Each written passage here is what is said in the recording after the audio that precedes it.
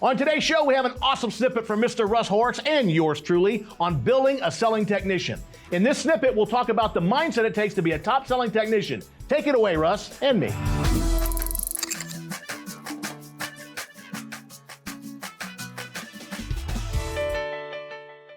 Mindset to support the brand objective. We have to have a service mindset. That's why I love working with service technicians. They already have this. I've trained salesmen 90% of my career and technicians probably 10%. And I love training technicians because they already have this down. I train salesmen to have the same mindset. We don't sell, we compel. And we have to serve to be able to do that effectively. Technicians already have this. They're already built with it, and I love it. You're already working from, I believe, a better position to be more successful. So we have to have a service mindset. And you can talk about anything you want if you know your objective is to inform people, not to sell people. As Weldon said, if that guy had said to me, Russ, we're perfectly fine with our filters, I would have said, fantastic. I don't care. My job is not to care what he does. My job is to let him know what he can do. It's not personal. If he says, I have no interest in that, I don't care. It doesn't mean I'm going to deprive the next customer that information because I took it personal. It's not personal. I never, ever take their choices personal. We're all different. We value things differently. One person might think that your maintenance agreement is the most important thing he has in his life, where the next person might absolutely hate the idea of it. Who cares? That's the incredible diversity of people that we meet in the human condition. Everyone thinks and values things differently.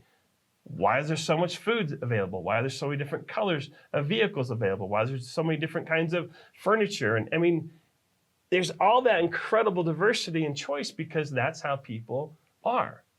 So don't ever get caught into that trap of thinking that it's personal. Yeah, 3 times in a row I brought up a UV light and I got shot down. And now you're bummed out. That's not how you do this. That's the worst thing you can do. If you brought up a UV light 3 different times as a potential to learn about and all those 3 people didn't want to learn about it, so what? The next person might. Don't deny him the benefit of information because of your personal, what you brought into it personally. So you could talk about anything you want if you talk about to inform, not to sell. The bigger change happens in you. It aligns you with your customer's intent. It aligns you with their objective. They'll see it, they'll appreciate it, and they'll reward you for it. They'll reward you by allowing them to trust you. So I try to never deliver my opinion. I hate the word recommend. You'll never hear it come out of my mouth. It's too divisive. You have to agree with me or disagree. It's something we could consider. It's something we could explore if you want. If it's important to you, let's talk about it. I don't know if you thought about this, but this is something that we could kind of unpack if you think it's worth doing. I don't know if you have any idea of cleaning your ducts in the future, but if you want, be happy to give you some information so you're prepared when the time does come. Everything I say in the home is for consideration. It's to create a conversation, and I don't take it personal. They'll either say, yes, tell me more, or they'll tell me, no, I'm not interested. Either way is perfectly fine to me. And you're going to find that the more that you talk, the more that you're able to do. A guy left I spent a week with a technician team up in the Northwest last year, and a guy left that having never sold an iWave, and the first month out of the class sold 30 of them. And I say sold, he didn't sell any of them, he just now felt safe enough to talk about them. And the fact that he talked about them, guess what? People now had something they could purchase if it was important to them. And the only change was him. He just stopped thinking of it as, I'm selling it. He just started thinking of it as, I'm informing them it exists. And it was pretty remarkable to see someone shy and introverted go from never having add-on products to now being the top guy in a team of 10 or 12 different technicians. Because he just simply talked about it. So your job as a professional is not to tell the customer what to do, to let them know what they can do. And never deny them the benefit of information. I never assume a 5-year-old furnace is going to be repaired. It's not my job to assume that. I ask them, do you want to repair it or talk about replacement? How do you want to look at it? Which one do you want to talk about first? I never assume anything of any customer ever. Because every time I ever did, it got me in trouble. And it limited the success of the outcome, and I'm too competitive for that. That drives me nuts. I'm never going to limit my own success because I have a behavior that's limiting. So that's why I never make recommendations. That's a word that triggers people's defenses. Ooh, here comes a recommendation. We've all had bad recommendations given to us. My Jiffy Lube guy told me he recommended flushing my antifreeze. It was done the week prior. That was a bad recommendation. He lost all credibility with me. I no longer trusted him. A dealer with my wife's car recommended new brake pads. They were a month old. Had a little bit of surface rust, but they were only a month old. Lost all trust in those people. I've gotten so many recommendations in my life that were dishonest, misleading, and bad, and not in my best interest. So and so have your customers. You don't have to make recommendations. You can give good information. Something worth considering, something worth exploring, something they may want to learn about, something that might be important to them in the future. Be happy to talk about it now to get them ready and prepared for that time when it does happen. Because nobody can make a decision to buy something until they value it. And they won't value it until they understand it. They won't understand it until they learn about it, and they won't learn about it if they don't feel safe. And when you trigger their defenses, they no longer feel safe. And all that whole process to success crumbles. You don't even realize where it crumbled. I watch technicians blow it within the first 5 minutes. They have no idea why. We leave, I walk them through what happened. We go try again in the next call, and it's remarkable. It's the funnest thing is to see their face and the big smile when they come out and go, wow, that was cool. That was so cool to see the customer react that way. It's a reaction I've never seen before. I said, because you've always been doing what you've always done. Now you're trying something different, you're seeing something different. So that's exciting for me. That's what makes this fun. So anything you want to add to that? Well, No, I just think it's right on advice. I was thinking as you were saying that, making sure people understand. One of the things that I always encourage my technicians to use, and comfort advise anybody, is the phrase, what that means to you. I think it's really important as you're having those discussions. Sometimes as technical people, we can get caught up in the feature of what the thing is. And homeowners care about what it does for them. So if you force yourself to say, well, here's such and such product, and here's what it does, what that means to you, it forces you to translate it into a benefit for them.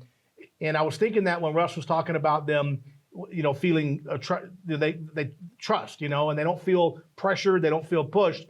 Always letting them know you're not just talking about something. Always translate it into what it means for them, what it will do for them, and that will put them more at ease because they're seeing the direct impact on their life, not just some product you're selling, but the impact on them. I like that. Yeah. It's not just a recommendation; it's something they can actually value. Right. And that's where value comes from, is the understanding. So I use the term what it is, what it does for them, and the condition of it. Yeah. And I think that's a great way to do it. So I love that. So I know this first hour has been a lot on the mindset, but there is nothing more important. Promise you, there's nothing more important. After 22 years of teaching this and in the industry 27 years, this is always the most important part of everyone I work with. They have this or they don't. And if they have this, they do phenomenal. If they don't have it, they struggle. You got to get this right. So if you're looking to make a change, hopefully you're here to be either reinforce concepts you know and trust, to learn new concepts, but hopefully you're looking to make a change. There's something that we've probably all seen. It's called ERO, Event Response and Outcome. This has been around forever. A lot of times people see it in terms of life is 10% what happens, 90% how you handle it. In a professional context, we use that life is our professional context is the event's 10%, the response is 90%. That determines what the outcome is going to be. The response is the sum of your knowledge, your skill, your experience, your attitude, and your mindset. And the cool thing about this simple equation is that we have 90% the ability to impact each and every outcome or situation we find ourselves in. As we improve our knowledge, skill, attitude, mindset, and behavior, we can improve outcomes. Earlier in my sales career, guess what? I didn't like landlords. You know why? Landlords don't appreciate quality. They don't appreciate a company like me. You can't sell them. The competitive side of me said, Russ, stop it. That's stupid. Quit blaming the source for your failures. What can you do differently to appeal to a landlord? And I changed. I looked at that 90% equation and said, what can I do different to get a better outcome with a landlord? And then I did it. And then I did the same thing with house flippers, and the same thing with an internet lead, and the same thing with every lead source. Those guys have been through my sales training. No, I don't use closing ratio, I use connection ratio, because that's all it really is. You don't close more because you're a better closer. In fact, I don't even teach closing techniques. If you have to close, you've done something wrong. It's a connection ratio because you learn to connect with new and different types of buyers. And I personally lived that very real in the 90s, closing 40, 50, 60, in the early 2000s, 70, 80, in the mid 80s. I didn't become a better closer. I just learned how to connect with different types of buyers. I learned the different types of lead source required different effort. I learned what the non-demand, the demand seasons looked like, and the effort for me that was so different. So it's just learning how to change your response based on the event to get the outcome that we're all looking for. And each homeowner, there's a little bit different response required to get the best result from them. I had a guy ride with me he was a new guy, so I ran all 3 calls for him one day. And at the end of the day, he looked at me and said, Russ, you know what? You said the same thing every single time, but completely differently. And I said, bingo, you got it. He looked really confused. So it took some time to kind of clarify that for him and train him. But that's exactly what he saw. The same thing every time, but completely different. And what made it completely different was those were 3 completely different homeowners that talked differently, that communicated differently, that valued differently, and that made decisions differently. So I don't ever care about a lead source. I don't care about what the lead source says, what the lead sheet says. It doesn't matter to me. That's the event. That's 10% of my success. I just worry about what am I going to do with that opportunity, that lead source, to get the best possible outcome. And that's going to keep me happy. It's going to keep me healthy. When you ride the outcome and that determines your success, your happiness, and how you feel about yourself, that's a horrible roller coaster ride. Early in my career, I rode that roller coaster and hated it. I said, I can't do this if I have to let the outcome determine my happiness and success.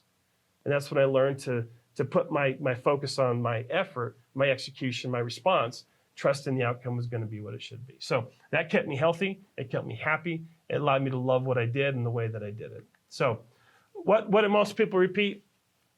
I don't know. I'm sure you could probably back me up on this, Weldon. I would say that 95% of the people I have the pleasure of training and working with admit to me they just do the same thing every day.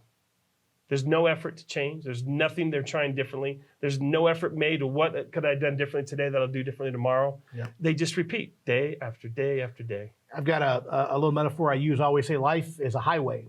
What I mean by that, if you think about the highway system in your town and the cars that run down those highways, you pretty much know where the traffic jams are going to be every day because they're habitual traffic patterns, right? You know what exits there's going to be a traffic jam on or not, right? So these are habitual traffic patterns, and they pretty much run the same way every single day. Well, in your brain and your mind, you have these neural pathways, and they're like the highways. But instead of cars running down your neural pathways, you have thoughts running down your neural pathways. And isn't it true, they're pretty much the same every single day. We think the same things every single day. We think the same things about money, about customers, about our spouse, about the weather. Whatever it is, we think the same things pretty much habitually. And the reality is, just like if you follow a particular highway, if I go from Houston and follow the roads to Dallas, I get to Dallas every single time. I never accidentally end up in San Antonio, right? Well, my habitual thoughts are getting me to a very reliable, predictable destination, right where I am today.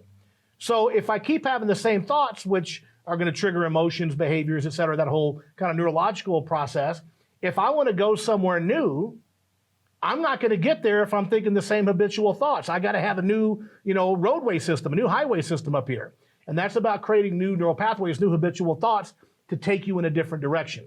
And that's why what Russ is talking about is that the mindset is so important. Because if I have certain results in my career and I don't like those results, right, I can't just change my behaviors. I got to change my thoughts that trigger the behaviors. So it's a very important point here. And I love this, it's about the response, right? I mean, obviously we all have bad things happen to us, but your responses to those situations determine your outcomes, not necessarily the problems themselves. So, we ended off talking about, how important we are to the outcome, just learning our craft. It's attitude, it's skill, it's mindset, experience, it's everything. It's all the above. So, I mentioned to Weldon right before we take a break that so many people I find don't work at their craft. They just repeat it day after day, and I understand it's a grind. I get the benefit of working on my craft every day because I teach it. So I get to study it. That is my job. I know that you have to live in it, and it can be a grind. It can be exhausting. I know. I've been out there with you guys. One of the things I love about what I currently do is while I do training and speaking, I have about 10 full-time clients. I get to run calls.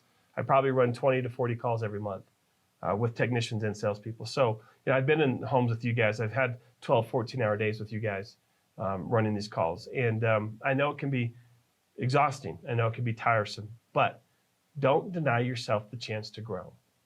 That personal growth is so rewarding. And it's so neat to see people change their lives, just drastically change their lives because they simply changed their behavior. They decided that they were going to take this opportunity and make something special of it. And that to me is a really exciting thing to witness. And every one of you is capable of doing that. And one thing I want to kind of point back to talking about trying to be the best at whatever we're doing. And to me, I think perhaps the most important part of that is that we are forming habits. Every day we're forming habits. And if we don't have the position necessary that we want, and we're putting in a minimal effort, thinking that when our condition changes, our position changes, we'll put in a better effort, you're fooling yourself. It doesn't work that way.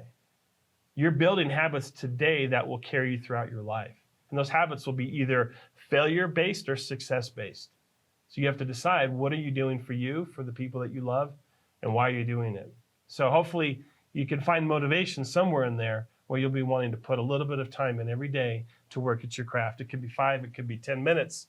It doesn't have to be a lot of time, but just put a little time in every day, and you're going to see some pretty exciting growth. But why is change so hard? I think, to talk about change, the need for change, to talk about new concepts or idea, we need to put a little time into why change is so difficult.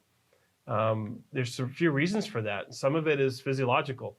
Our brain's primary function is to protect. And quite often when we try to make a change in something, we're uncomfortable. And the brain looks at that as a danger. The brain's like, whoa, this is not comfortable. This doesn't feel good. And the brain tries to shut that behavior down to try to get you to go back to what you'd always done, where you were comfortable. So in some ways, we have to kind of hack our brain, hack our physiology, hack our nature, and tell that brain just to quiet down. It's okay. It's worth it. We're going to be uncomfortable. We're going to work through this. Awesome content right there from Russ, as always. Now listen, if you like this episode, share it on your Facebook. And if you want to unlock more premium training content to take your business to the next level, click the link in the Facebook post for a 30-day free trial. Well, that's it for this week, folks. We'll see you next week on Cracking the Code. Until then, bye-bye for now.